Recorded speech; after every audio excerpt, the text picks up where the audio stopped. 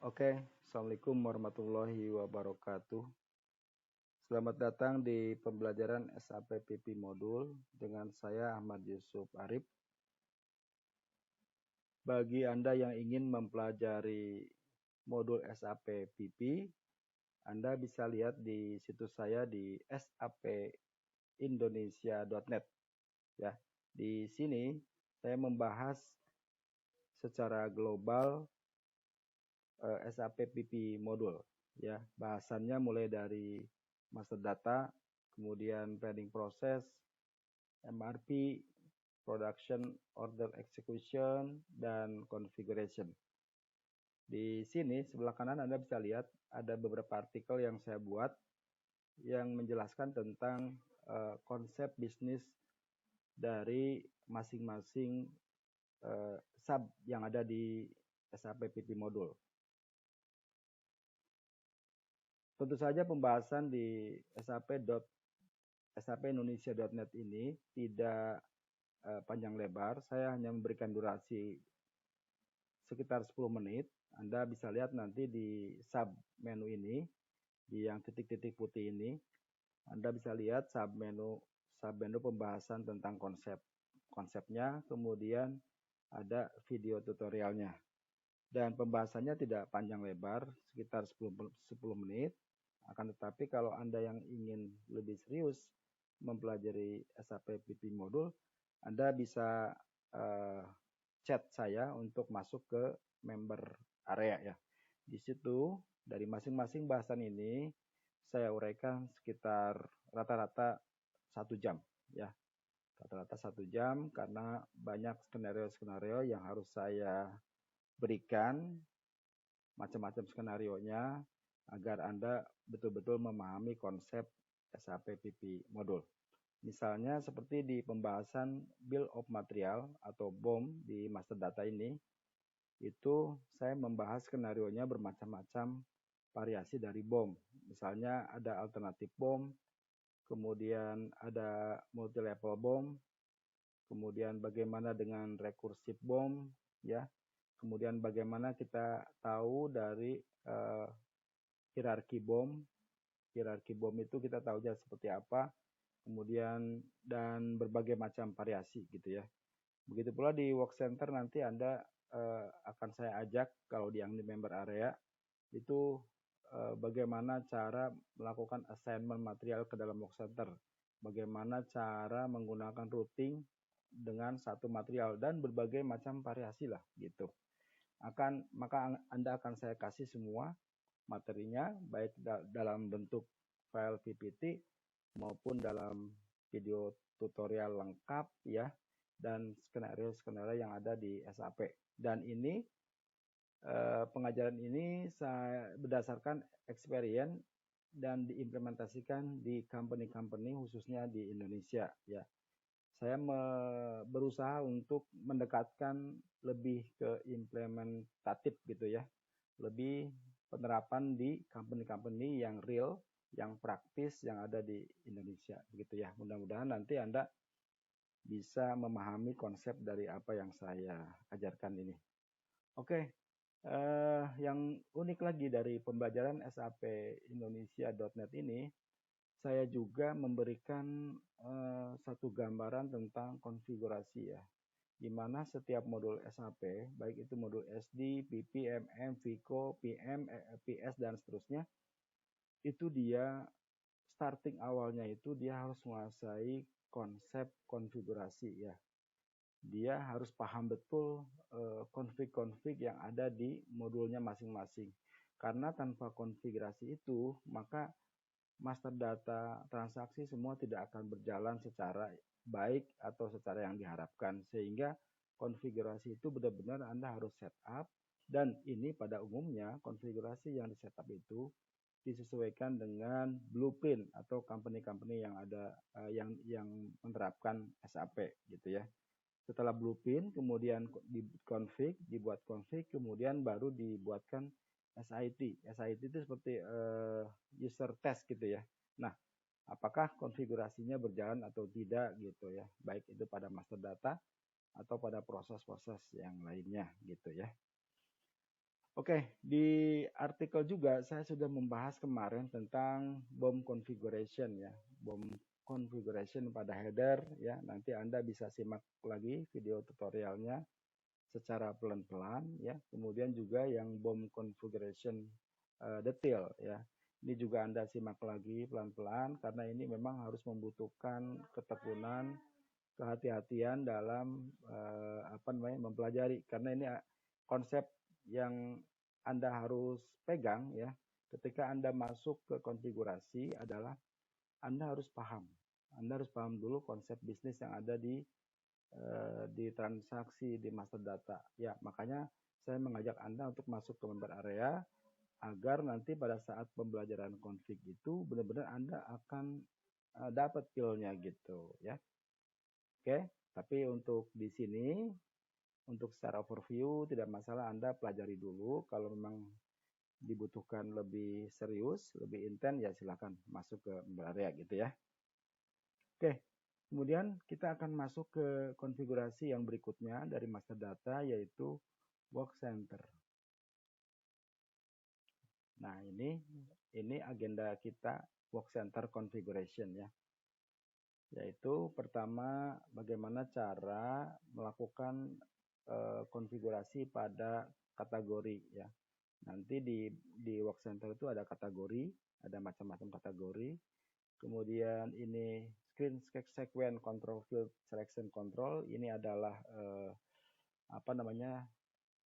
field ya, field yang ada di work center itu apa saja, bagaimana cara kita melihat memilih gitu ya, cara menggunakannya. Kemudian yang ketiga adalah setup default reference dari work center ini adalah pengaturan default ya pada saat Anda create work center.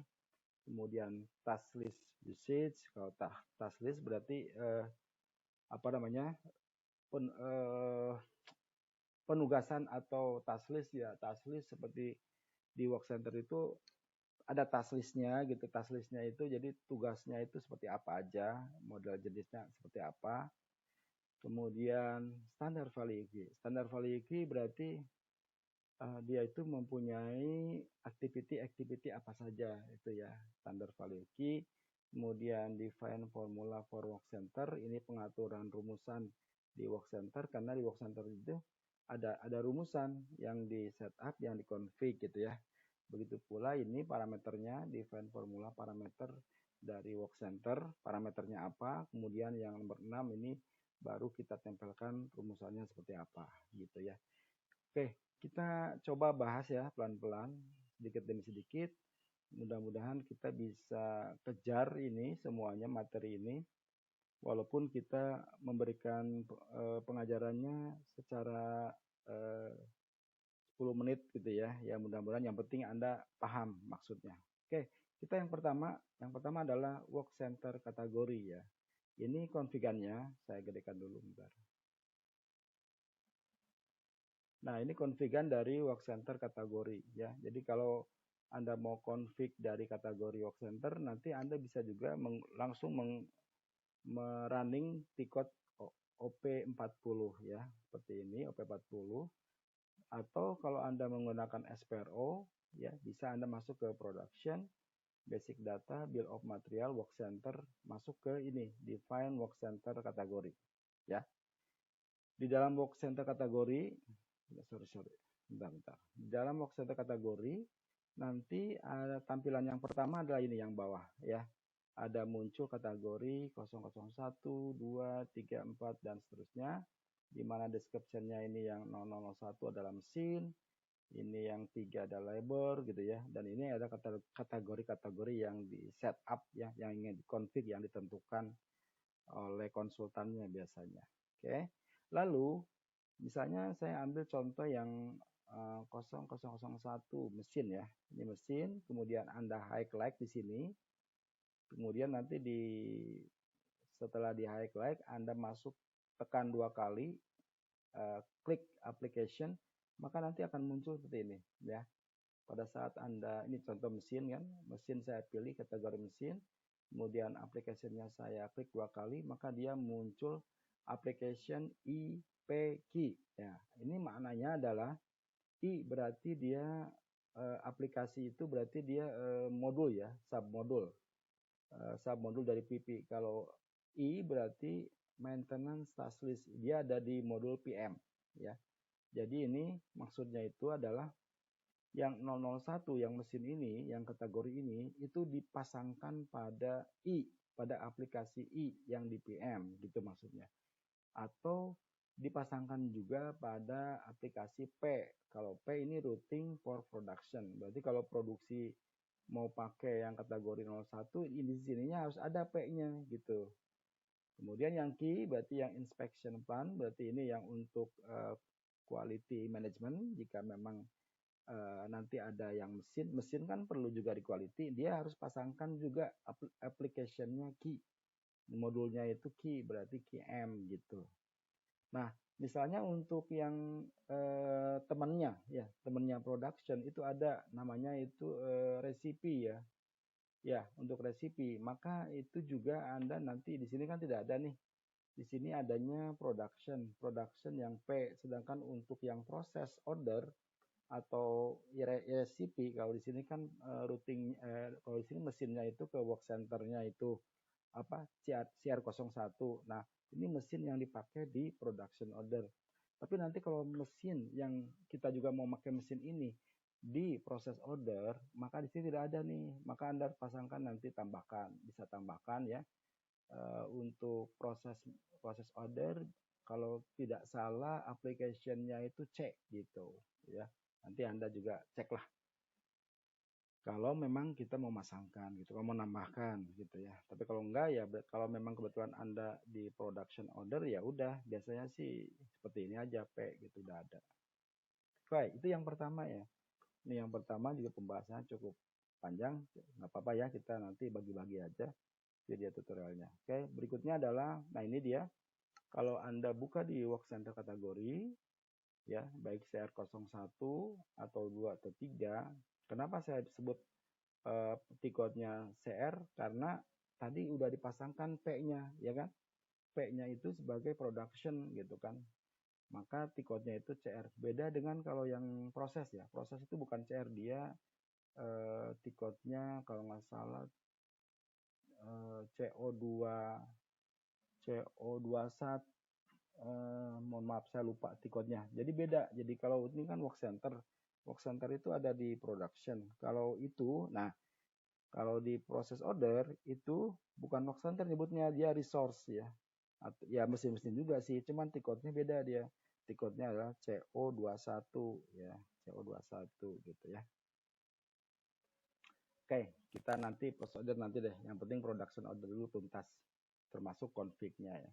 Jadi nanti Anda pada saat di sini CR0123 gitu ya.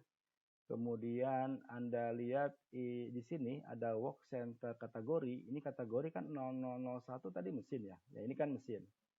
Nah ini dia mesin itu ada mesin, ada label dan seterusnya. Ini ada 15 entry ya. Kalau kita lihat di sini, nih yang ini sama juga dia ada 15. Jadi konfigurnya di OP40 di sini, sementara setelah jadi konfigurnya, setelah ada, kalau Anda mau nambahkan di sini ya, menambahkan aplikasi tadi yang saya sebutin. Nah, kalau udah jadi, nanti Anda tinggal ke work center kategori, tinggal milih, berarti ini akan aktif di mesin ini akan aktif di production order gitu ya. Oke, saya kira itu dulu dulu. Nanti kita lanjut di video berikutnya ya. Terima kasih atas perhatiannya. Assalamualaikum warahmatullahi wabarakatuh.